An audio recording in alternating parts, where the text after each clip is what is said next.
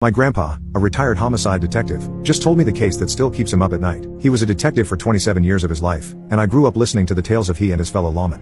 As a child, he obviously amended the stories quite a bit to make them age appropriate, but as I grew up, more and more of the true stories came out. Starting about 2 years ago, my grandpa got sick. He's been on a slow decline ever since, and while it's been one of the hardest things I've ever had to deal with, his illness acted as the catalyst for a set of stories he'd never before brought up. He said he kept them filed away deep in the folder he doesn't like to open. He calls them the impossible ones. But this last one, the one he told me last night, he says it's the one that still keeps him up some nights, the one he thinks about every day. He said he's looked over the case files more times than he can remember, done a full re-examination of it all more times than he can remember, and it never makes any more sense. He said he only told me now because he can feel in his bones that he doesn't have a lot of time left. I recorded him telling me the story, so what follows is my transcription of the case, verbatim. I've only excluded his coughing fits and any off-topic remarks made during the telling of the case. The case was a murder/kidnapping, at least that's what it looked like, and it was me and Olson. I've told you about it. There was a family, the Nabels. There was Benjamin, the husband, Jennifer, the wife, and Katie, their 6-year-old daughter. One of their neighbors had gone out for the paper around 6 a.m. and saw the Nebels' front door wide open. When she went over to see if everything was okay, she saw the wife's body. The neighbor called 911 and eventually we were sent over there. Now, when I say there was no outward signs of a struggle, I mean it. There was no sign whatsoever that anything had happened, well, except for the dead body. But even her body, there were no wounds, no marks of any kind. I'm getting ahead of myself. On our way to the house, it came over the radio that the husband and daughter were unaccounted for. If you're thinking the husband did it, we did too, obviously. Problem was, both the family's cars were still in the garage. So we think they might be on foot. Some officers canvassed the neighborhood, and no one had seen them, including 2 neighbors that were on their porches for hours starting in the early morning. No one had heard any kind of commotion coming from their house, either. I mentioned the wife's body. She didn't have a hair out of place. She was on her back in the kitchen, about a third of her upper body was under the table. We found out after the autopsy that, well, she'd just died. There was no cause that they could find. She'd been a perfectly healthy woman, didn't smoke, didn't drink, ate right, exercised. It was like she just blinked her eyes and gone from alive to dead. Anyways, we searched the house. We went through it with a fine-tooth comb, basement to attic, found nothing. No evidence of a struggle, no weapon, nothing. So we left. We'd spent hours in that house, thought maybe we should come back in a day or two with some fresh eyes. We went over to where Benjamin worked. He was a supervisor at a lumber yard. According to his coworkers, he'd shown up at work that morning just before 5 a.m. when he got and he worked on this narrow crate thing he was building in his office, something he told his coworkers was a project for his house. According to the other morning supervisor, he'd only built about half of the thing. Around 6:15, he said he was running to the bathroom, and that was the last anyone saw him.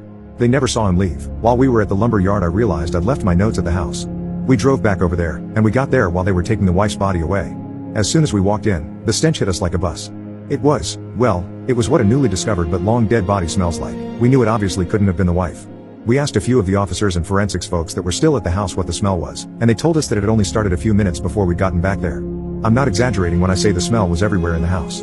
I've smelled some dead ones before, but this smelled like every wall in the place was lined with bodies. Pretty quickly, we found that the smell was strongest leading up to the attic. Now I told you before, we checked the attic. I checked it myself probably 5 times. But we went back up, me and Olson. I was up the little pull-down ladder first, and when I poked my head up I saw something. I saw a piece of wood, like a box, a crate. It was shaped kind of like a rifle case. Maybe 3 feet tall, 2 feet wide, maybe 6 inches deep, rectangular. It was standing straight up, and there was blood leaking from it. We called the photographers and all the people in there, they all do their thing, and finally they pull out all the nails and open the box. Out falls the husband. Think about that. This guy was maybe 5 feet 10 inches, 140 pounds, and he was put in a 3 foot by 2 foot by 6 inch crate. His bones were just a mess. His insides, all his organs, they were flattened. They were just, wet, squishy pieces of fabric, almost. He was stuffed in there like, I don't know what like. He was just a rectangle of blood, skin, and parts. His skin had the discoloration of a body that had been dead for about 2 weeks, which obviously didn't make sense since they'd seen him at work that morning. He was also missing his eyeballs. We were standing there trying to rationalize the whole situation when something caught everyone's ears at the same time. A little girl's voice, calling out for help. What followed was a sequence of all the people in the attic, and the rest of the house, and the people out on the lawn, and the few people that were standing on the other side of the yellow tape, all saying some variation of the phrase "it sounds like it's coming from over there." Problem was, every single person swore they heard it coming from a different direction. Me, I heard it from right above me. No kidding. The first time I heard that little voice say "help me," I looked straight up, right up to the rafters. Of course she wasn't there. It was just my brain's response to where it perceived her voice is coming from. We had to listen to every one of these people tell us where they thought they heard her voice coming from. People swore up and down they heard it coming from the kitchen cabinets, the bedroom closets, the refrigerator, the tank behind the toilet for God's sake. People on the street said they heard it from underneath cars, behind trees, on the sides of the houses next to the Nabels.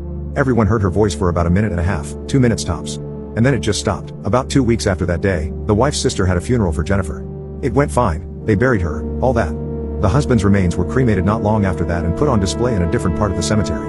I don't remember exactly when it happened, but at some point over the few weeks after he was cremated, someone stole his urn. It was missing for about 6 months, and then one day we get a call, find out a groundskeeper at the cemetery had called in. The wife had been dug up and posed like she was leaning against the grave, just relaxing. She had the urn in her hands, but it was wrapped in skin. Well, they tested it, and it was the husband's skin. They'd pretty well reconstructed the man after he poured out the crate, and he hadn't been missing any skin. And remember I told you his skin was discolored?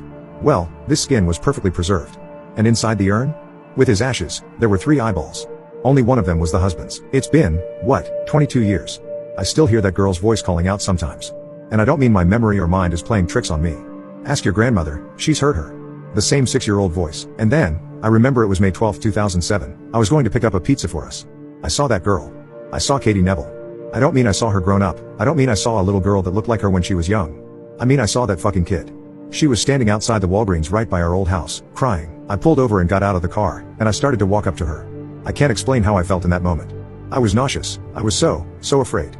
Terrified. More than I've ever been. She looked right at me and said in that same voice, "Help me, please." I don't know what the hell happened, but she just disappeared. I never took my eyes off her. She was just there 1 second, gone the next. I thought I was losing my mind. I was seriously worried about my mental health. But then, about an hour after I got back home, the phone rang. It was Olson. Hadn't talked to the son of a gun in 5 years, and he called me that night. Said he saw Katie Neville sitting on a bus stop bench, crying. He lived on the other side of the country. Unalived himself the next day. My grandpa took a deep breath after that. There's never a good ending to these stories, I know. If there was, they wouldn't be the impossible ones. I'd have figured them out one way or the other. And I know I've told you some others, but that girl's voice still wakes me up in the middle of the night. Sometimes I hear it from downstairs, sometimes from the bathroom. Sometimes I'll be laying on my side, facing away from your grandmother, and it'll sound like it's coming from her mouth. We never found a trace of that girl, nothing. I told you what they do with those cases, the goddamn it. I'm sorry. That's it. That's the worst one. Some of the other ones might sound worse to you, but that's the worst for me. Okay, he told me he didn't want to talk about it anymore, and said now that he told me, he'd never talk about it again.